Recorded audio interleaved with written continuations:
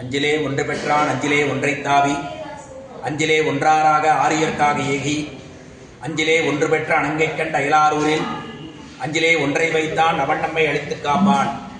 எல்லாம் வல்ல சீதாராம சமேத ராமச்சந்திர சுவாமியுடைய பரிபூர்ண அனுகிரகத்தை முன்னிட்டும் நம்ம அவிநாசி கஷேத்திரத்திலே ஸ்ரீ வியாசராஜ சுவாமிகளாலே பிரதிஷ்டை செய்யப்பட்ட ராமபக்த ஆஞ்சநேய பெருமாள் நமது அவிநாசி கஷேத்திரத்திலே பல்லாண்டுகளாக நம்மை காக்கும் பொருட்டு எழுந்தருளியுள்ளார்.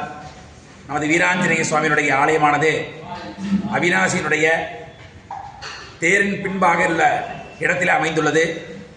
ஆஞ்சநேய பெருமாள் சிறிய வடிவமாக தென் திசை இலங்கை நோக்கி என்னும்படியாக கம்பன் சொன்னது போல எம்பெருமான் தெற்கு நோக்கி எழுந்தள்ளியுள்ளான்.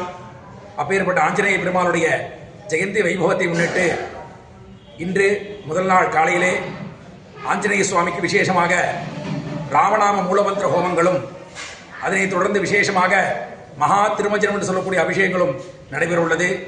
நாளை காலையிலே சரியாக 9 மணிக்கு ஆஞ்சநேய பெருமாளுக்கு விசேஷமாக பல வகையான அபிஷேகங்கள் எல்லாம் நடைபெற உள்ளது. அதனைத் தொடர்ந்து நாளை மாலையிலே ஆஞ்சநேயருடைய அனுமந்த வாகனத்திலே சீதாராம சமேத ராமச்சந்திர பெருமாள் எழுந்தருளி அனைத்து பக்த மகாஜனங்களையும் அருள் சாலிக்க இருக்கின்றார்.